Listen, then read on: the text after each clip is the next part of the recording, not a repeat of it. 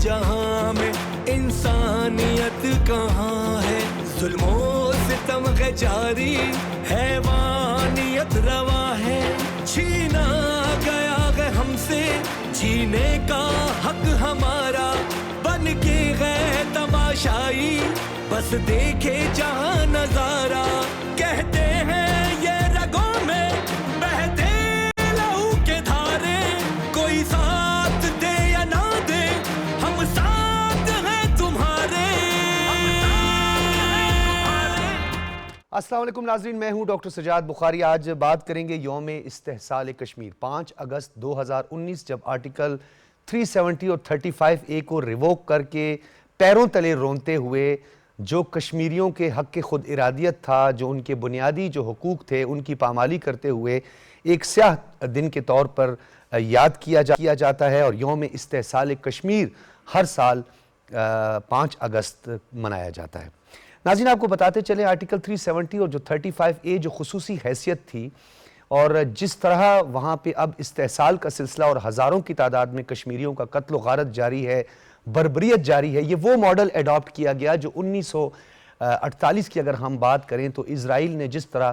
دنیا کے مختلف کونوں سے یہودیوں کو لا کر یہاں پہ آباد کیا فلسطین میں، اور اس کی جغرافیائی حیثیت کو ہی تبدیل کر دیا۔ اب اس آرٹیکل 370 اور 35A کو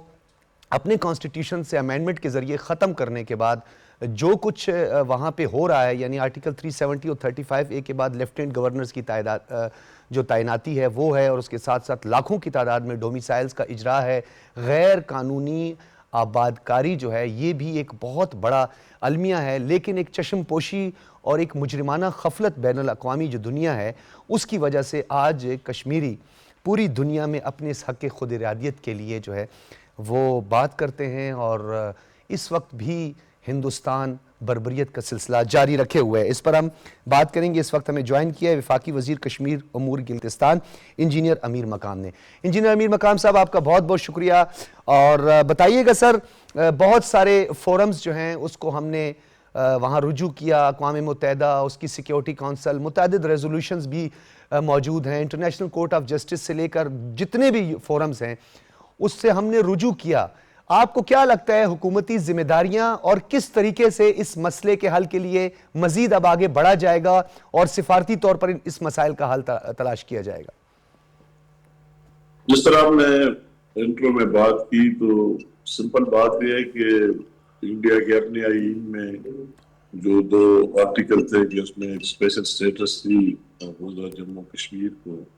اور ان کو یہ تھریٹ تھا کہ کسی ٹائم بھی جو اقوام متحدہ کے سلامتی کونسل کے ریزولوشن ہے کہ کشمیریوں کو حق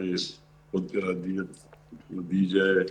اور ان سے پوچھا جائے کہ وہ کیا کرنا چاہتے، انڈیا میں رہنا چاہتے ہیں، پاکستان کے ساتھ جانا چاہتے ہیں یا انڈیپینڈنٹ رہنا چاہتے ہیں۔ ان کو وہی ڈر تھا کہ کسی ٹائم اس کی امپلیمنٹیشن بھی ہو سکتی، ماحول بن سکتے ہیں، تو اس ڈر کی وجہ سے انہوں نے اپنے آئین سے وہی اسپیشل سٹیٹس کی شکل بھی نکال دی۔ وہ ان کا تو یہ تھا کہ ڈیموگرافی چینج کر دیا جائے، ابھی یہ کر رہے، اور باہر سے جس طرح آپ نے انٹرو میں بات کی، باہر سے لوگوں کو لا کر ان کو ڈومیسائل ایشو کر دیں، اور وہی جو اوریجنل کشمیری ہے وہ اقلیت میں ہو جائے، اور جو باہر سے انڈیا کے دوسرے پارٹ سے لوگ آئے ان کی حیثیت بن جائے۔ تو پھر اگر یہ موقع آ بھی جائے تو وہی بات نہیں ہوگی، وہ کہیں گے کہ ہم انڈیا کے ساتھ رہنا چاہتے ہیں۔ تو اسی حوالے سے ان کشمیریوں نے بھی ان کو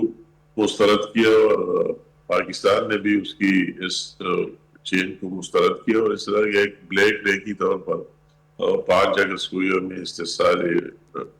کشمیر کی نام سے ہم سارے پاکستان میں منائے، یا ابھی پورے پاکستان کر رہے ہیں، اور بیرونی دنیا میں بھی جہاں پاکستانی ہوں، جہاں پاکستان کے مشن رہے وہ بھی مناتے ہیں۔ ابھی بات یہ رہے گی، میں تو کہتا ہوں، میں یہ کشمیر افیئر کو دیکھتا ہوں اور پورا مطالعہ کر کے میں تو کہتا ہوں کہ ان لوگوں کو اگر ہم دونوں ہاتھ سے سلوٹ سلام کریں روزانہ، وہ کم ہے کہ ان میں اتنی 77 ایئرز ان کے ہو گئے، اور ابھی تک ان کے دل میں وہی پاکستانیت کا جذبہ موجود ہے۔ انہوں نے کیا نہیں دی، کیا 1 لاکھ سے زیادہ لوگ شہید ہو گئے،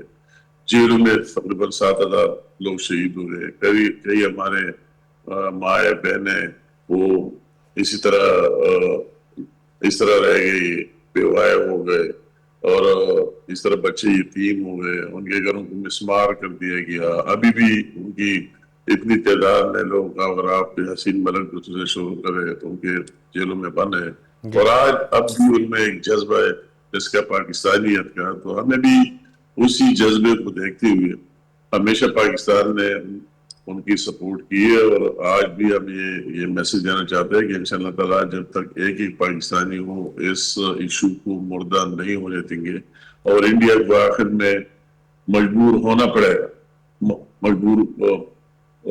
उसको होगा और उनको हक देगा। और अभी इस साल ये एक नए जज्बे वलवले से जो बुनियाद मरसूस के बाद और जो इंडिया ने शिकस्त खाई, तो उनको भी एक हौसला और करेज मिल गया, और पूरी दुनिया ने भी आप देखिए ट्रम्प का बयान भी आ गया कि कश्मीर के इशू को भी हल कर लेना चाहिए, और पहली बार लोगों ने ये माना कि असली डिस्प्यूट ये है इंडिया और पाकिस्तान के दरमियान। इंशाअल्लाह ताला हमारे ये जद्दोजहद जारी रहेगा। अच्छा अमीर मकाम साहब, आपने अभी एक बात की कि आपने कहा कि हिंदुस्तान मजबूर हो जाएगा। हिंदुस्तान को मजबूर करना जरूरी है, ये हिंदुस्तान मजबूर हो जाएगा, क्योंकि हिंदुस्तान ने जिस तरह बदतरीन इंसानी हुकूक की पामालियां की है, जो कि इंसानी हुकूक कौंसिल के जो चार्टर हैं उसकी भी खिलाफ वर्जी है, उसके जो आर्टिकल्स हैं उसकी भी खिलाफ वर्जी है, जेनोसाइड हो रहा है, जिनीवा कन्वेंशन की वायलेशन हो रही है, बहुत सारी हिकमत अमलियों पे हमने काम किया। मौजूदा हुकूमत किस हिकमत अमली के तहत आगे बढ़ रही है कि घुटने टेकने पे मजबूर कर दिया जाए हिंदुस्तान की सरकार को कि वो अपनी 8 लाख अफवाज को वहां से विड्रॉ करे? देखिए, मैं ये इसी तरह अंदाज में ये बात आपके सवाल का जवाब देना चाहूंगा। ये सारी चीजें इसलिए इंडिया बिल्कुल एक नशे में थी, एक फिरौनियत में थी, वो पाकिस्तान को भी कुछ समझता ही नहीं था, और कभी कभी कहता है कि ये तो कई घंटों की बात है, और उनका ये ख्याल भी था कि अगर पाकिस्तानी फौज है उसके साथ पाकिस्तान की आवाम उसके पीछे है ही नहीं, पाकिस्तानी गवर्नमेंट है उसके पीछे आवाम है ही नहीं, फ्लाई कश्मीरी भी उनके साथ नहीं है, दूसरे पाकिस्तानी भी साथ नहीं है, और वो उनका अपना एक घमंड और नशा था। मगर अभी जो उनको पता लग गया कि यार ये पाकिस्तान जो हम सोचते थे उस तरह पाकिस्तान नहीं है, हमारे साथ निमट सकता है, हमें शिकस्त दे सकता है, और इस इशू को वो कोर इशू समझता है। ये इशू जो कश्मीर का इशू है, हमारी असल डिस्प्यूट का इशू वही है। तो मैं कहता हूँ कि अभी ये जो मैंने बात की कि मजबूर हो जाएगा, तो अभी वो खुद भी रियलाइज करेगा, और रियलाइज करने लगा है कि पाकिस्तान के साथ असल इशू है। इसलिए मैं एक उम्मीद रखता हूँ, और बैरूनी दुनिया ने भी तस्लीम किया, और पाकिस्तान की ताकत को भी सबने तस्लीम कर दिया। तो ये नया हालात में इसमें भी बेहतरी आएगी और उसमें तेजी आएगी इंशाअल्लाह। अच्छा इंजीनियर साहब, ये बताइएगा कि 5 अगस्त 2019 और उस वक्त की जो हुकूमत थी, उन्होंने यहाँ पे रेड जोन में एक घड़ी लगा दी और घंटे और दिन गिनते रहे, और मैं तो कहता हूँ वो एक इज्तिमाई बदुआएं दी जाती थी जुम्मे वाले दिन खड़े होकर इस शारे दस्तूर पे, जिसका हमें आज तक उसका खमियाजा भुगतना पड़ रहा है। तो इस प्रोटेस्ट के अलावा क्या हिकमत अमली मजीद जो है, क्योंकि आप जो बात करें सिफारती तौर पर जहाँ पे आप कोशिशें कर रहे हैं, अमेरिका भी इस बात पे तैयार हो चुका है, आमादा हो चुका है, लेकिन बनिए की अपनी एक टोन है, तो आपको क्या लगता है हमारी कोई एग्रेसिव टोन आने वाले दिनों में जो है वो हिंदुस्तान देखेगा? ये मैंने कहा कि अभी जो कुछ हुआ इससे इस काज को भी बहुत बड़ी मदद मिली कि जो कुछ हमारे दरमियान में हो, और जब हम इस बात पर डटे हैं और इंशाअल्लाह ताला डटे रहेंगे कि जब हमारा कोर इशू इंडिया के साथ ये है, तो जब आप देख लेते हैं कि जो मेरा दुश्मन है या जो मुखालिफ है वो इसी चीज पर जा सकते हैं, तो उसके साथ टाइम के साथ इंशाअल्लाह ताला उम्मीद रखते हैं कि पहले से काफी इस काज में और इस काज के लिए नेशनली और इंटरनेशनली दोनों काफी बेहतरी है। ये जो 1 साल पहले थी वो एक और टोन था, और अभी वो एक दूसरा टोन है। اچھا امیر مقام صاحب یہ بھی بتائے گا، یورپی یونین اور برطانیہ میں بھی ہم نے دیکھا کہ بہت طویل ترین ڈیبیٹس ہوتی رہی، اسٹیٹ منسٹرز نے جو ہے وہ کنڈیشنز لگا دی اور تجاویز بھی دی کہ ہندوستان کے ساتھ جو ٹریڈ ہے اس کو Indian illegal occupied Jammu and Kashmir کے اندر انسانی حقوق کے ساتھ جوڑ دیا جائے. تو یورپی یونین، برطانیہ اور بالخصوص ویسٹ میں کس حد تک مزید اپنے ڈائسپورا کو اور اپنے انوائس کو متحرک کیا جا سکتا ہے؟ نہیں مطلب ہے کہ یہ تو ہمیں ٹھیک ہے، اور جس نے جس حد تک بات کی وہ اپنی جگہ، مگر آپ کو کلیکٹیولی ہم کہتے ہیں، اگر آپ کہتے ہیں جو وائلیشن یا ہو رہی ہے جو کشمیر میں جس طرح مظالم ہوئی ہے اور جس طرح ہیومن رائٹس کی بات کی جا رہی ہے، تو پھر اس کے بعد یورپین یونین ہے اور امریکہ ہے اور یو کے یا پوری دنیا ہے، اس کو تو پھر یہ بات کرنی ہی نہیں چاہیے کہ آج تک اس پر سٹینڈ لیا ہی نہیں، اس کو اس پر سٹینڈ لینا بھی چاہیے، اور ان کے ساتھ اگر وہ اس طرح ہیومن رائٹس کی کھل کر وائلیشن کر رہے ہیں تو ان کو اگر ہیومن رائٹس کی بات کر دے تو پھر سب کے لیے ایک ہونی چاہیے، یا تو یہ بات کرنی ہی نہیں چاہیے، جب بات کرتے ہیں تو یا ان کو انڈیا پر لاگو کر لینا چاہیے کہ جب یو این کے ریزولوشن بھی موجود ہے تو آپ اس کے باوجود اس کو نہیں مانتے تو آپ تو کچھ ہی نہیں مانتے، تو ان کو اس پر عملی اقدامات اٹھا لینا چاہیے. اچھا امیر مقام صاحب، اس سے پہلے بھی ڈونلڈ ٹرمپ اس حوالے سے مودی کے ساتھ کچھ انٹریکشن بھی ہوا، اور اس دفعہ بھی انہوں نے اس بات کا اعادہ کیا ہے کہ مسئلہ کشمیر جو ہے وہ بڑا ایک اہم اور کور ایشو ہے. تو اس حوالے سے روابط جو ہیں وہ آپ کے یا اس مسئلے کو لے کر جو رابطہ ہوا ہے، تو کوئی آپ کو مثبت پیش رفت دکھائی دے رہی؟ نہیں مطلب یہ بھی بڑی بات ہے، امریکن صدر کے منہ سے کہنا اور اس طرح بات کرنا، یہ بھی ہماری بہت بڑی سفارتی بھی کامیابی ہے. اس کو آپ کہہ سکتے ہیں کہ بالکل ڈپلومیٹکلی بھی ہماری کامیابی ہے کہ سب سے زیادہ ان کا سپورٹر انڈیا، امریکہ انڈیا کا سپورٹر رہا ہمیشہ ہمارے مقابلے میں، تو ان کی منہ سے اور ان سے اس طرح بات نکلنا یہ بھی کوئی معمولی بات نہیں ہے اور بڑی بات ہے، تو سارے لوگ اس کو کاپی کر رہے ہیں اور نقل کر رہے ہیں. اچھا آخر میں امیر مقام صاحب آپ سے یہ پوچھنا چاہوں گا، یہ بڑا اہم پورٹ فولیو ہے اور آپ پر بھاری ذمہ داریاں ہیں ڈیفینیٹلی، اور ان ذمہ داریوں کو آپ خوش اسلوبی سے ادا کرنے کی آپ کے اندر وہ صلاحیت موجود ہے، آپ ایک پولیٹیکل ورکر بھی ہیں. آپ کو کیا لگتا ہے کہ ہم نے کون سا ایسا گیپ چھوڑا ہے، کون سا فورم ایسا ہے جس سے ہم نے اب تک رجوع نہیں کیا، یا کون سی ایسی حکمت عملی ہے جس پر ہم نے ابھی تک کام نہیں کیا جب آپ کو یہ وزارت ملی؟ یہ مطلب ہے کہ ہمیں اس چیز میں تو آپ کو اصل بات اسے جو اصل بات کہنا چاہتا ہوں، اس سے پہلے اگر ہم کوشش کرتے لوگ اس کو اس طرح جو ہمارا ایک امیج بنا ہوا تھا انٹرنیشنلی، تو اس کو بیرونی دنیا اور یہ لوگ اتنے سیریس لیتے بھی نہیں. تو یہ میں کہتا ہوں کہ جس میں اللہ تعالیٰ کی طرف سے پاکستان کے لیے خیر ثابت ہوا، تو اس جنگ کے بعد لوگوں اصل بات یہ بھی سامنے آئی کہ ہمارے اصل ڈسپیوٹ کیا ہے. وہ ڈسپیوٹ ہمارا یہ جو ہماری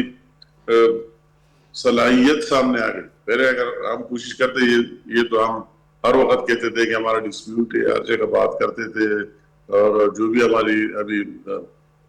شہباز شریف صاحب نے جو سپیچ کی یو این میں یا کسی اور جگہ، وہ بات ہوتی تھی سارے. مگر ابھی یہ بات جب پوری دنیا بھی دیکھ رہے ہیں، جو لوگ امن اور پیس کی بات کرتے ہیں، یہ ایٹمی طاقت ہے دونوں، اور ابھی پاکستان کی طاقت کو بھی دیکھ لیا، اور ان کے اصل ڈسپیوٹ یہ اصل جو ہماری تو انڈیا کے ساتھ اور کوئی بات ہے نہیں، یہ ایک بات ہے. تو اس بات کو دیکھ رہے ہیں تو میں کہتا ہوں کہ انشاءاللہ تعالیٰ اس کو جو دیکھ رہے ہیں تو اس سے اس کو واقعی تقویت ملے گی. ابھی ہمیں اس میں تیزی بھی لانی چاہیے. میں یہ بھی کہوں گا جو آپ نے بات کی سفارتی لیول پر ہمارے فارن آفس کو، اور اس کے لیے اسپیشل میسج بھی بھیجنے چاہیے، اس کاز کو ہائی لائٹ بھی کر لینا چاہیے ہر جگہ، ہر ملک ان کے پاس جا کر یہ بات کرے دلائل کے ساتھ، آرگومنٹ کے ساتھ کہ وہ انڈیا میں کیا کیا کشمیریوں کے ساتھ کر رہے، کتنے مظالم کر رہے ہیں، اس کو ہائی لائٹ کر لینا چاہیے. تو ابھی لوگ پچھلے کے مقابلے میں اس کو سنیں گے بھی اور اس کو ویٹ بھی دیں گے. اچھا امیر مقام صاحب، اس وقت جو ہے اب آپ کو بھی پتہ ہے Indian illegal occupied Jammu and Kashmir کے جو باسی ہیں، وہاں کے رہنے والے ہیں، ان کی نگاہیں ہمیشہ پاکستان کی سفارتی کوششیں اور پاکستان کی وفاقی حکومت کی جانب ہوتی ہیں. جو آپ کے پاس منصب ہے، کیا آپ اس وقت پیغام دینا چاہتے ہیں ہمارے بہنوں کو، ہمارے بھائیوں کو، ہمارے بچوں کو؟ میں کہتا ہوں، میں تو اس کو سب سے پہلے آل انڈین آکوپائڈ جموں کشمیر میں جو ہمارے بہنیں اور بھائی ہیں، تو میں تو اکثر سوچتا ہوں اور ان کو دیکھتا ہوں کہ وہ تو اگر ہم صبح شام ان کو سلوٹ کرے، سلام کرے، اس کے حوصلے کو، اس کے کرج کو، اس کی پاکستانیت کے جذبے کو، تو وہ کم ہے. میں کہتا ہوں کہ ہم سارے اس جذبے کا احترام کرتے، ریسپیکٹ کرتے، اور ہم بھی ان کو کبھی اس طرح اکیلے نہیں چھوڑیں گے اور اس کی بات ہمیشہ کرتے رہیں گے. اپنے جو بھی کرنا پڑا ہو ان کی بات کرتے رہیں گے کہ ان کی اتنی محبت، پیار اور اپنے پاکستانیت کے ساتھ ہے، تو ہم ضرور اس کا آواز بلند کرتے رہیں گے. انشاءاللہ تعالیٰ اس میں کوئی کمی نہیں لائیں گے. اور آپ کے قرآن کی وساطت سے میں ابھی بھی یہ کہنا چاہتا ہوں سب کو کہ کل کا جو دن ہے 5 اگست، تو اس میں ہر جگہ، ہر ضلع میں فنکشن ہو رہا ہے، ہر صوبے میں ہو رہا ہے، ہر تحصیل میں ہو رہا ہے. تو ہمارے پاکستانیوں کو فارن میں ہو رہا ہے، ہمارے مشنز میں ہو رہا ہے، ہمارے ایمبیسیز میں ہو رہا ہے. تو وہ فارن میں اور پاکستان میں، تو پاکستانیوں کو سیاست سے بالاتر ہو کر اس کے لیے اس میں شامل بھی ہونا چاہیے، اور نیشنلی اور انٹرنیشنلی یہ میسج بھی دینا چاہیے. یہ ان مقبوضہ جموں کشمیر میں کی بہنوں اور بھائیوں کے لیے بڑا میسج ہوگا کہ ان کو یہ میسج آئے کہ اتنے سپورٹر ہمارے ساتھ ہیں. وہ یہ سپورٹ چاہتے ہیں کہ ہمارے ساتھ اتنے سپورٹر ہیں، ہمیں چاہنے والے، ہمارے نکلنے والے، ہمارے لیے بات کرنے والے، تو ان کے حوصلے اور بڑھ جائے. بہت بہت شکریہ انجینئر امیر مقام، وفاقی وزیر کشمیر امور گلگت بلتستان، ہمارے ساتھ موجود تھے. آپ نے اپنا وقت دیا اور جو پیغام تھا بڑا واضح پیغام تھا کہ ہم آپ کا ساتھ ہیں، چاہے وہ سفارتی ہو، سیاسی میدان میں ہو، یا کسی بھی پہلو کو ہے وہ ہم نے نظر انداز نہیں کیا. اور ہم اس مسئلے کے لیے نہ صرف بین الاقوامی جو دنیا ہے اس کا ضمیر جھنجھوڑیں گے، سفارتی کوششوں کو بھی تیز کریں گے، اور ایک قدم بھی ہم اس مسئلے سے پیچھے ہٹنے کے لیے تیار نہیں ہے. بلکہ بھارت متعدد بار مختلف فورمز پر یہ بات کر چکا ہے کہ اس مسئلے سے ہٹ کے آپ ہم سے بات کر سکتے ہیں، لیکن ہم اس کے لیے کبھی تیار نہیں ہوئے اور ہم کبھی تیار نہیں ہوں گے. یہ ہماری خارجہ پالیسی کا حصہ ہے، یہ ہمارا واضح اور ٹھوس موقف ہے کہ Indian illegal occupied Jammu and Kashmir سے جو 8 لاکھ ناپاک افواج موجود ہیں اس کا وہاں سے وڈرال ہو، ان کا استصواب رائے ہو، اقوام متحدہ کی ریزولوشنز کے مطابق مسئلہ کشمیر کو حل کیا جائے. یہاں لیں گے ایک بریک، اور بریک کے بعد گفتگو سلسلے کو جاری رکھیں گے.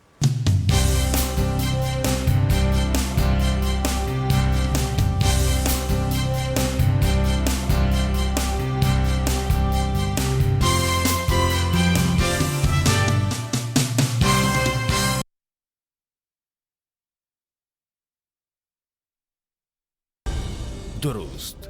ہر وقت، بار وقت.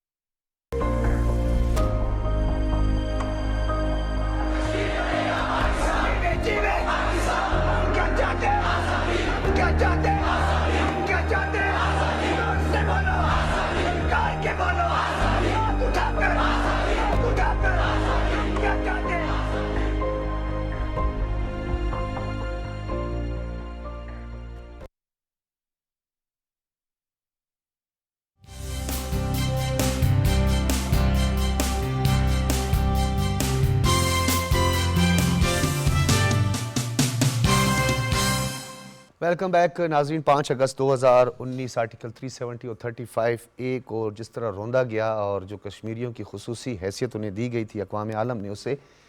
ریووک کرتے ہوئے مزید جو تاریخی قانون شکنی ہے اس کی مرتکب ہندوتوا سرکار آج بھی اپنے مظالم میں مزید شدت لا رہی ہے۔ ان مظالم کو روکنے کے لیے سفارتی طور پر جو پاکستان کی کوششیں ہیں پوری دنیا جانتی ہے، اور پاکستان کا واضح اور ٹھوس موقف ہے کہ Indian illegal occupied Jammu and Kashmir میں جو ناپاک 8 لاکھ سے زائد افواج ہیں بشمول RSS کے غنڈے جو قتل و غارت کا بازار گرم کیے ہوئے ہیں، انہیں فوری طور پر یہاں سے نکلنا ہوگا۔ اقوام متحدہ اور اس کی سیکیورٹی کونسل کی جو متعدد ریزولوشنز ہیں جس میں استصواب رائے شامل ہے کشمیریوں کا، اسے قبول کرنا ہوگا۔ اس حوالے سے اسلام آباد اسٹوڈیوز میں ہمارے ساتھ موجود ہیں ڈاکٹر اویس بن وسی صاحب، سینئر تجزیہ کار ہیں، بہت شکریہ ڈاکٹر اویس بن وسی صاحب، اور محمد حنیف ملک صاحب ہیں، ممبر آزاد جموں کشمیر کونسل اور اس کے ساتھ ممبر سینٹرل ورکنگ کمیٹی پاکستان مسلم لیگ نون بھی ہیں۔ جی آپ کا بہت بہت شکریہ۔ شمیم شال صاحبہ ہمارے ساتھ موجود ہیں، حریت رہنما ہیں، کسی تعارف کی محتاج نہیں ہیں۔ شمیم شال صاحبہ آپ کا بھی بہت شکریہ، بلکہ میں گفتگو کا آغاز آپ سے ہی کروں گا۔ یہ بتائیے گا کہ کل جماعتی حریت کانفرنس کی جانب سے سری نگر اور بانڈی پورہ، کپواڑہ اور دیگر اضلاع میں بھی پوسٹرز آویزاں کیے گئے ہیں جس میں آسیہ اندرابی اور دیگر اسیران کی جو فوٹو ہیں وہ چسپاں کی گئی ہیں۔ کس طرح آپ کو لگتا ہے کہ یہ جو حکمت عملی ہے ہماری، اس کو سفارتی سطح پہ آپ کس طرح دیکھ رہی ہیں، کتنی کامیاب ثابت ہو سکتی ہیں، اور عصر حاضر میں جو پاکستان کی حکمت عملی اس پہ روشنی ڈالیے گا؟ بہت شکریہ۔ یوم استحصال دنیا میں چونکہ اس وقت منایا جا رہا ہے، ساری دنیا میں جہاں جہاں پر جو ڈیموکریسی پر بلیو کرتے، انسانی حقوق پر بلیو کرتے، وہ جانتے ہیں کہ مقبوضہ جموں کشمیر میں جتنا کچھ بھارت نے پچھلے 35 سال میں جو انہوں نے ایک رویہ اختیار کیا ہے، وہ ایک پرامن جدوجہد کو دبانے کے لیے جو خوف کی کیفیت انہوں نے آج کل طاری کی ہے کہ جیلوں میں جن کا آپ نے تذکرہ کیا، آسیہ اندرابی صاحبہ کا، شبیر احمد شاہ ہے، یاسر ملک صاحب ہے، مسرت عالم ہے، 12 تقریباً 2 درجن سے زیادہ خواتین مختلف جیلوں میں انوسنٹ خواتین وداؤٹ اینی ایلیگیشن بند ہے، جن کی سنوائی نہیں ہو رہی ہے۔ فاطمہ خان کا بیٹا 1996 میں جیل میں انہوں نے بند کیا ہے، تہاڑ میں ہے، اور آج ہو گئے اس کو 29 سال۔ اب ماں نہیں جا سکتے کیونکہ باپ بھی بہت ہو گئے ہیں۔ اس طرح کے حالات کے پیش نظر بھارت نے اس جدوجہد کو دبانے کے لیے جو حربہ آپ نے 8 لاکھ فوج ہے، 8 لاکھ فوج ہی نہیں ہے، 120 انٹیلیجنس ایجنسیاں ہیں جو گھروں سے اٹھا کے ان کو جیلوں میں بند کر دیتے ہیں، بالکل، پھر ان کو تشدد سے مار دیتے ہیں۔ جب آج کا ہی جو آپ نے ایک سنا ہے کہ ایک نوجوان کو تشدد کے ذریعے جیل میں مارا گیا ہے، جسے سہرائی صاحب کو انہوں نے بغیر میڈیسن کے ان کو دوائیں نہیں دے دی، ان کو شہید کیا ہے، الطاف شاہ صاحب کو کیا ہے، کس کا نام ہم یہاں پر لے لیں۔ تو یہ ساری جو حالات کے سامنے ہیں، اور پاکستان نے جس طریقے سے اس جدوجہد کو دنیا کے سامنے پرامن طریقے سے حل کرنے کے لیے بھارت کو ہمیشہ ڈائیلاگ کے لیے آمادہ کرنے کی کوشش کی ہے، لیکن بھارت کا ایک خواب تھا کہ ہم ایشین ٹائیگر بننے جا رہے ہیں، جیسے کہ اس نے اپنی neighbouring countries Bhutan, Nepal, Sri Lanka, even کہ بنگلہ دیش، کسی کو وہ بھی تسلیم کرنے کے لیے ان کی آزادی پر وہ قدغن لگا رہے تھے۔ تو پاکستان کے ساتھ کشمیر کا مسئلہ جو کیا ہے، ہماری وجہ سے پاکستان کتنا سفر کر رہا ہے کہ ابھی ہم نے دیکھا ہے کہ ایک جنگ جو مسلط کی گئی ہے، اس جنگ نے بھارت کو اب زمین پر لایا ہے۔ جی آسیہ صاحبہ، میں آپ کی طرف، شمیم صاحبہ میں دوبارہ آپ کی طرف آتا ہوں، اور جو بڑا ایک اہم نقطہ اٹھایا ہے ڈاکٹر صاحب، وہ یہ ہے کہ پاکستان سفارتی طور پر جہاں کوششیں کر رہا ہے، آج جو پاکستان اور ہندوستان کے درمیان 9-10 مئی کی رات جو کچھ ہوا، اس سے پہلے ہوا، اس میں وہ یہی کہتے ہیں بار بار کہ آپ مسئلہ کشمیر سے پیچھے ہٹ جائیں۔ دوسری جانب سید علی گیلانی کی ہم شہادت ہی کہیں گے، کیونکہ وہ جو جس طرح اور جمہوری اقدار کے لیے اور استصواب رائے کے لیے اور کشمیریوں کی رائٹس اور ان کے جو بنیادی حقوق ہیں ان کے لیے جس طرح انہوں نے لڑائی لڑی، پھر ان کا جو جست خاکی ہے وہ حوالے نہ کرنا، اور جس طریقے سے تذلیل کی گئی دیگر شہداء کی، اسیران کی، جو اب تک جاری ہے، کیا لگتا ہے آپ کو کہ ہماری جو حکمت عملی ہے خاص طور پر موجودہ حالات میں پاکستان کا جو موقف ہے اس کو عالمی کس حد تک پذیرائی حاصل ہوئی ہے؟ ایک تو مجھے اس پر روشنی ڈالیے گا، اور دوسری جانب اقوام متحدہ، اس کی انسانی حقوق کونسل جو انسانی حقوق کے چیمپئن بنے، ان کی مجرمانہ خاموشی کے پس پردہ محرکات کیا ہیں؟ دیکھیں، ایک تو پاکستان کی جو سفارتی کامیابیوں کے حوالے سے جو سوال آپ نے کیا ہے وہ اس جنگ کے بعد جو بھارت نے ہمارے اوپر مسلط کی ہے وہ بہت ہی واضح طور پر دیکھنے میں آئی ہیں، جس کی پہلا ایویڈنس اس وقت ہوا کہ جب یونائٹڈ نیشن سیکیورٹی کونسل کا جو غیر سلامتی جو نان پرمننٹ ممبرز ہیں ان کا جب اجلاس ہوا تو اس وقت انڈیا نے بہت کوشش کی کہ وہ پہلگام انسیڈنٹ کو پاکستان کے ساتھ جوڑ سکے، پاکستان کو امپلیکیٹ کر سکے اور یہ کہے کہ پاکستان کے اندر نان سٹیٹ ایکٹرز ہیں جو اس کے اندر انوالو ہیں، لیکن اس وقت اس کو ہزیمت کا سامنا کرنا پڑا، سبکی کا سامنا کرنا پڑا جب اس کی جو بھی کنسرنز تھے، جو کنکاکٹڈ کنسرنز تھے وہ انکارپوریٹ نہیں ہوئے۔ اس کے بعد سے لے کے پے در پے ایسے جو ہے وہ ایونٹس ہیں ڈپلومیٹک فرنٹ کے اوپر جس میں پاکستان کی وکٹری جو ہے وہ بہت ہی واضح ہے۔ مثال کے طور پر اس کے بعد اگر آپ دیکھیں کہ انٹرنیشنلی یعنی انڈیا ہمیشہ سے یہ کلیم کرتا رہا ہے کہ یہ ایک لا اینڈ آرڈر کا مسئلہ ہے، یا لارجر لیول پہ بات کریں تو وہ اس کو بائیلیٹرل ڈسپیوٹ جو ہے وہ سمجھتا ہے، لیکن اس کے اس دعوے کو بھی ڈپلومیٹیکلی جو ہے وہ مطلب وہ تحلیل ہوا جب ایک تھرڈ پارٹی نے، امریکہ نے جو ہے وہ سیز فائر کروایا اور کہا کہ میڈیشن کروا کے اس مسئلے کو جو ہے وہ سالو کرنا چاہیے، اور پریزیڈنٹ ٹرمپ نے جو ہے وہ اپنا آفس اور پریزیڈنشل جو آفس ہے وہ پیش کیا کہ ہم اس کو سالو کرنا چاہتے ہیں۔ پھر اس کے بعد آپ ایس سی او میں دیکھیں، انڈیا نے اتنی ہٹ درمی کا مظاہرہ کیا کہ انڈیا نے سگنیچر کرنے سے انکار کیا کہ ہمارے جو کنسرنز تھے، چونکہ دنیا کے جو فورمز ہیں وہ ایویڈنس کی بیس پر چلتے ہیں، وہ ٹھوس شواہد کی بنیاد پہ چلتے ہیں، وہ فگمنٹ آف امیجنیشن کی بنیاد پہ نہیں چلتے کہ آپ نے کہہ دیا کہ پاکستان انوالو ہے تو وہ اپنے کمیونیکے کے اندر انکلوڈ کر لیں، تو وہاں اس کو عظیمت کا سامنا کرنا پڑا۔ آپ کو نہیں لگتا ڈاکٹر صاحب کہ ہمارے پاس یورپی یونین ڈس انفو سے لے کر پھر کینیڈا اور امریکہ میں جو دہشت گردی ہے، جو کہ ریاست ہندوستان کی ریاست ایک عالمی دہشت گرد ریاست جو ہے اس کا اعزاز حاصل کر چکی ہے، کینیڈا کے پرائم منسٹر سے لے کر امریکہ اور پوری دنیا میں جس طریقے سے قتل و غارت کیا جا رہا ہے، عالمی دہشت گرد قرار دینے کے لیے جو حکمت عملی ہے وہ کیا ہونی چاہیے ہندوستان کو، کیونکہ آلریڈی تو وہ ڈکلیئرڈ ہو چکا ہے؟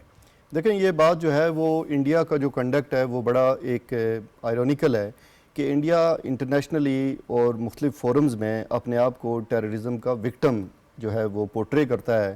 اور یہ کہتا ہے کہ جو انڈین سٹیٹ ہے یا انڈیا جو ہے وہ دہشت گردی کا شکار ہے، لیکن اگر آپ اس کا کنڈکٹ دیکھیں تو وہ کنڈکٹ جو ہے وہ مطلب جو ہے وہ ٹرانس نیشنل ٹیررزم جو ہے وہ انسٹیٹیوشنلائزڈ ہے، وہ اسٹیٹ کی پیٹرنیج اس میں حاصل ہے۔ مثال کے طور پر جیسے آپ نے ذکر کیا کینیڈا کے اندر نجر کو انہوں نے قتل کیا، اور اس کے اسیسینیشن اب تو بہت زیادہ اس کے اوپر جو ہے وہ رپورٹس آ چکی ہوئی ہیں، بہت زیادہ اس کے اوپر لکھا جا چکا ہے، اور اس میں انہوں نے کہا ہے کہ انڈین سٹیٹ اس میں انوالو ہے، یعنی انڈیا کے کوئی نان سٹیٹ ایکٹرز اس میں انوالو نہیں ہیں، بلکہ ہوم منسٹر امت شاہ جو ہے اس کا وہ ہے۔ اور صرف یہ کینیڈا کے پرائم منسٹر نے نہیں کہا، بلکہ جو ان کی جو 5 آئیز ہیں، جو جوائنٹ انٹیلیجنس نیٹ ورک ہے جس میں 5 ممالک شامل ہیں، انہوں نے بھی کہا کہ ہمارے پاس کریڈیبل ایویڈنس ہیں، کینیڈین پرائم منسٹر نے بھی کہا کہ ہمارے پاس کریڈیبل ایویڈنسز ہیں۔ پھر اس کے بعد انڈیا نے یہ کینیڈا کے ساتھ، حالانکہ انڈیا کے اچھے ٹریڈ ریلیشنز ہیں، یعنی دشمن تو دشمن، انڈیا اپنے دوستوں کو چھوڑنے کے لیے، یہ جو آپ نے بات کی اس کو تھوڑا سا آگے بڑھاتے ہیں کیونکہ حالات اب بہت ہی کشیدہ ہوتے جا رہے ہیں۔ حنیف ملک صاحب یہ بتائیے گا کہ جس طریقے سے آرٹیکل 370 اور 35A کو جب ریووک کیا گیا تھا اور 5 اگست 2019 میں اطلاعات ہم تک موصول ہوئی، مصدقہ اطلاعات موصول ہوئی کہ جو RSS کے غنڈے ہیں جو ہندوستان کے اندر بھی اقلیتوں پر مظالم ڈھا رہے ہیں، وہ بھی بھارتی فوج میں وردی میں ملبوس ہو کر کشمیریوں کا قتل و غارت کر رہے ہیں۔ یہ بھی ہمارے پاس بڑا ایک سالڈ اور بڑا ٹھوس جو ہے ہمارے پاس ایویڈنس ہے۔ اور اس کے ساتھ ساتھ اگر ہم بی جے پی کی بات کریں تو بی جے پی سرکار خود ہندوستان کو ٹکڑے ٹکڑے کرنے پہ تلی ہوئی ہے، اس موقف کو آگے کس طرح بڑھایا جائے؟ اولاً تو میں یہ سمجھتا ہوں کہ ابھی جو 5 اگست 2019 کے حوالے سے جو انڈیا کا جو جس کے تحت اس نے کشمیریوں کے جو اسپیشل رائٹس تھے، جیسے انڈین آئین کے اندر 370 اور 35A میں وہ جو پروٹیکٹڈ تھے، اس نے ان کو ریووک کر کے یونین کا حصہ بنا کے دراصل اپنی جس طرح اس کا دنیا کے اندر ایک اپنا انڈیا کا ایک امیج یہ بلڈ تھا کہ یہ بہت بڑی ایک ڈیموکریسی ہے، تو اس نے یہ ثابت کیا کہ یہ ایک فاشسٹ اور RSS کی ایک غنڈوں کی وہ جماعت ہے جو تمام کے تمام بی جے پی کے جھنڈے کے نیچے جمع ہے، اور بالخصوص چونکہ اس وقت جو وکٹم ہے وہ کشمیری ہیں، تو کشمیر کے حوالے سے جب انہوں نے اپنی یہ اسپیشل کلازیں جو رائٹس ختم کیے ہیں تو ظاہر ہے کہ یہ تمام لوگ جو اسٹیٹ ایکٹرز وہاں کے اندر موجود ہیں وہ اس بات کی گواہی ہے، جو سری نگر کے جو قبرستان ہیں وہ یہ بتا رہے ہیں کہ ان گنڈوں کی وجہ سے، چاہے ان کی پیراملٹری فورسز ہوں، چاہے RSS کے ہوں، چاہے وہ تمام لوگ جو اس فاشسٹ ایجنڈے کو، مودی کے ایجنڈے کو آگے لے کے جا رہے ہیں وہاں بھارت کے مقبوضہ ریاست جموں کشمیر کے اندر جو ظلم و ستم، جس کا ایک طرح کا بھارت نے ایک ہول دنیا کے سامنے اپنا دنیا کی سب سے بڑی ڈیموکریسی کے طور پہ لوگوں کو، ممالک کو گمراہ کر رہا تھا، اس نے جس طرح 1948 میں لے جا کے اقوام متحدہ کے اندر سب سے پہلے جا کے کشمیر کے ایشو کے لے کے گئے کہ ہم ان کو خود لے کے گئے کہ ہم ان کو پلیبسائٹ کا رائٹ دیں گے، اور پھر اس کو قبول بھی کیا، اور اس وقت دنیا ان کی اس ایجنڈے کو، شاید اس نفیریس پولیٹیکل موو کو اس طرح سمجھنے میں کامیاب نہ ہوئی، لیکن وقت نے یہ ثابت کیا کہ بین الاقوامی سطح پر بھارت نے جو بھی وعدے کیے، بھارت نے اقوام عالم کو گمراہ کیا ٹائم گیننگ کے لیے، لیکن کشمیر کے اوپر وہ اپنے اس ایجنڈے کو جاری رکھا۔ اچھا، یہ نقطہ حنیم ملک صاحب کہ اقوام عالم کو گمراہ کیا، یہ ہم اکثر یہ بات کہتے بھی ہیں، آپ کو نہیں لگتا کہ اقوام عالم کو سب پتہ ہے ان کو گمراہ نہیں کیا جا سکتا، کچھ اکنامک انٹرسٹ اور مفادات ہیں جیو پولیٹکس میں، وہ ایک آڑے آ جاتے ہیں، اور اب جو کہ جس کا خاتمہ ہمیں نظر آ رہا ہے؟ جی بالکل، چونکہ دنیا بھارت کو ایک بڑی منڈی کے طور پہ دیکھتی تھی، اور یہ بھارت خود کو بھی دنیا کی خود سے ہی ایک بڑی طاقت ذہنی طور پر قبول کر رہا تھا کہ میں جیسے سپر پاور ہوں۔ تو ابھی جو بنیان مرصوص اور مارکا حق میں جو اس کو ڈیفیٹ ہوئی ہے، جو شکست ہوئی ہے، اس نے دنیا کے سامنے اس کا پول کھول کے رکھ دیا ہے کہ یہ دنیا میں غربت کی ایک بڑی منڈی ضرور ہے، جو poverty below the poverty line زندگی گزارنے، اور دہشت گردوں کی نرسری ہے، اور دہشت گردوں کی نرسری ہے، اور جس طرح یہ دہشت گردی جو پاکستان کے ساتھ جس طرح وہ ٹیگ کر رہے تھے کہ پاکستان کے اندر ہائی ڈوٹ ہیں، یہاں سے لوگ آتے ہیں اور انڈیا کے اندر جو ہے مداخلت کرتے ہیں اور اس کے معاملات حکومت کو ڈسٹرب کرتے ہیں، یہ اب ثابت ہوا کہ یہ کام تو اب بھارت کر رہا ہے، نہ صرف گلوبلی کر رہا ہے جس میں خالصتان کی تاریخ کو اس نے کچلنے کی کوشش کی، اور جس طرح اس نے دیگر جس کا بھی ذکر ہوا، اور بالخصوص جو اس وقت ہمارے بلوچستان کے اندر جو حالات، جس کی اپنی اس شکست کا اور اپنی اس ناکامی کا جس طرح ہمارے جوانوں نے، ہمارے فوجیوں نے تو اس کے رافیل گرائے، اور اس نے مقابلے میں ہمارے بچوں کو شہید کیا۔ یہ دنیا کے سامنے کانسیپٹ گیا کہ یہ بزدل بھارتی افواج جو دنیا کے سامنے اپنا ایک سافٹ امیج پیش کرنے کی کوشش کر رہی ہے، اس میں اصل حقائق کیا ہے۔ اچھا، اس سے میں آپ کی طرف آؤں گا شمیم شال صاحبہ، یہ بتائیے گا کہ جہاں پہ ڈسپیوٹڈ ٹیریٹریز ہیں پوری دنیا میں، اور وہاں کے جو باسی ہوتے ہیں وہ کافی حد تک اس استحصال کی زد میں آ کے وہ جد و جہد آزادی سے بیک فٹ پہ جاتے ہیں، اور اس میں وہ جوش نہیں رہتا، ایک خوف ہوتا ہے۔ لیکن کمپیریٹیولی اگر ہم پوری دنیا میں دیکھیں تو کشمیری جو ہیں، چاہے وہ برہان وانی ہو یا وہ جو خواتین کی تحریک ہو، جو طلباء تھی ان کی تحریک ہو، آپ کو لگتا ہے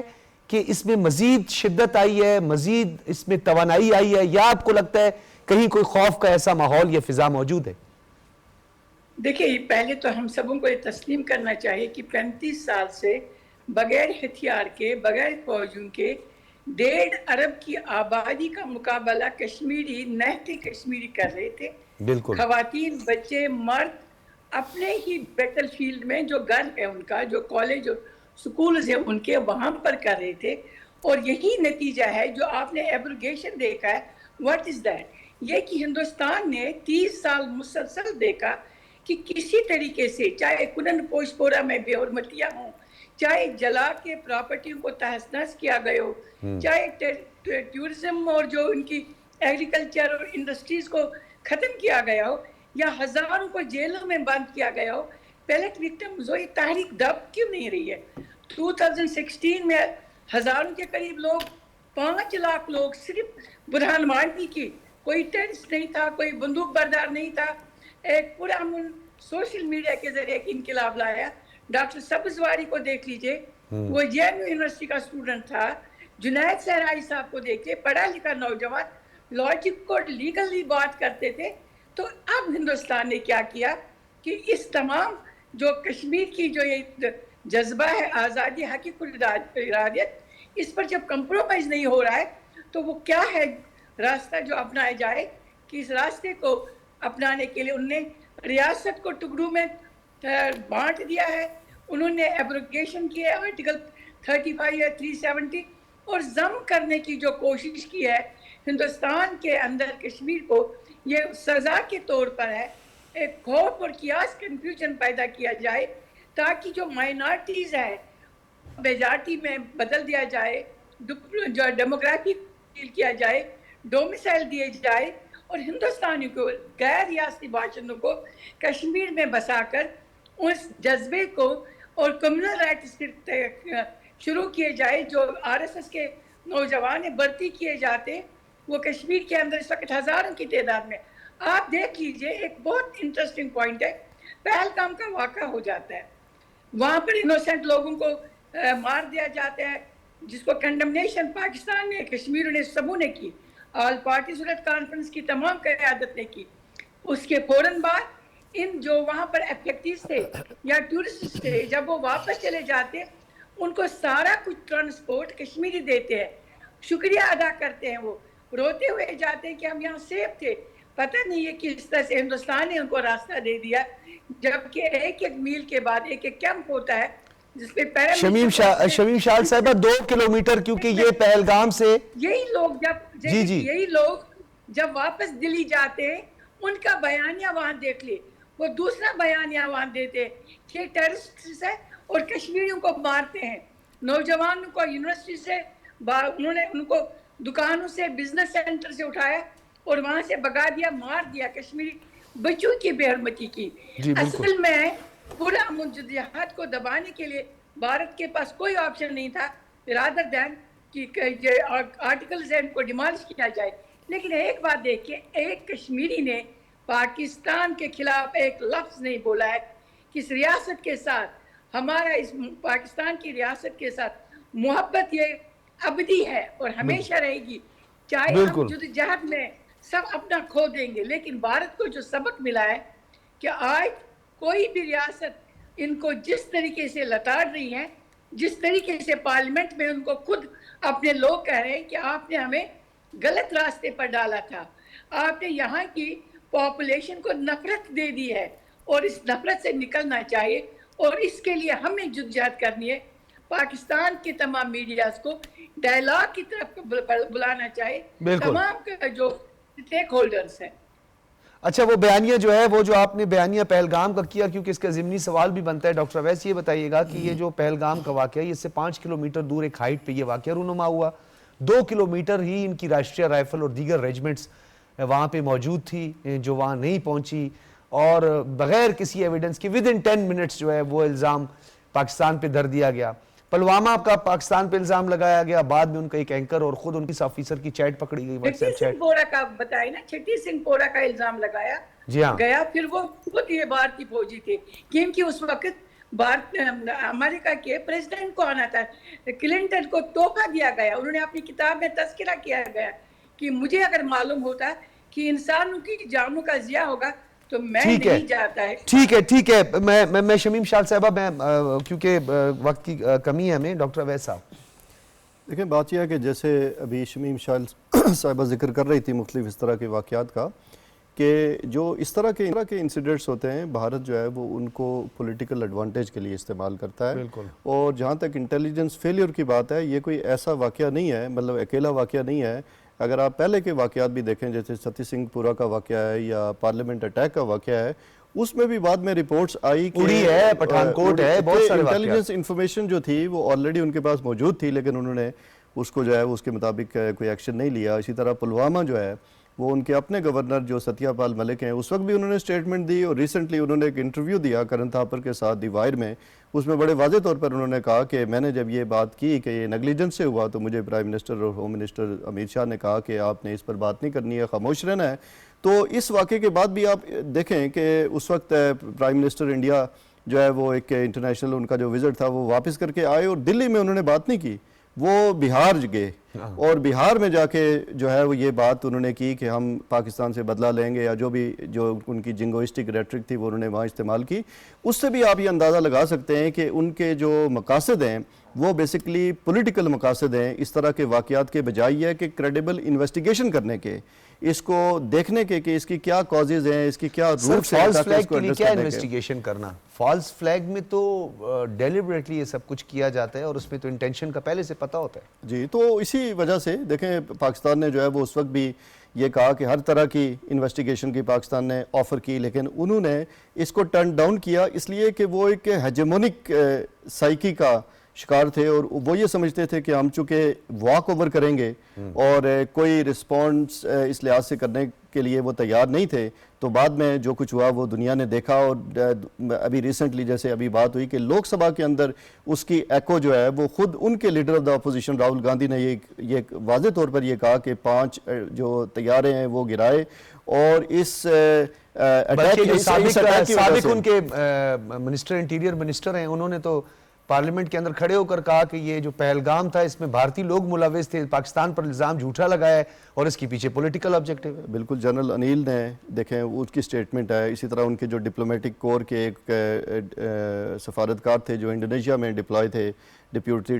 تھے، انہوں نے بھی یہ بات کی. تو انٹرنلی اب جو ہے وہ ان کو اس چیز کا سامنا ہو رہا ہے کہ جو بات دنیا کہہ رہی تھی، جو انٹرنیشنل رپورٹس کہہ رہی تھی اور پاکستان کہہ رہا تھا، وہ انٹرنلی جو ہے وہ ان کی اچھا یہ بات جو ہے، کیونکہ حنیف ملک صاحب ابھی کنکلوڈ کرنا ہے، آپ نے یہ بتائیے گا کہ جو ہندوستان کے باسی ہیں، وہاں کے رہنے والے ہیں، ہم تو ہمیشہ سٹیزن رائٹس کی بات کرتے ہیں، ہم نے کبھی بھی ہندوستان کے باسیوں اور وہاں کے شہریوں کی بات نہیں کی. ہم تو ہمیشہ انسانیت، اور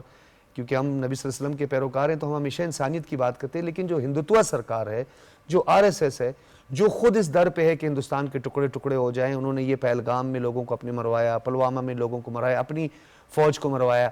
تو اپنے اس پولیٹیکل آبجیکٹیو کے لیے، اس کو گین کرنے کے لیے مزید کتنی جو ہے وہ بلی چڑھائیں گے یہ وہاں کے ہندوستان کے باسی؟ بالکل، آپ نے بڑی زبردست بات کی. اور یہ میں جو دیکھ رہا ہوں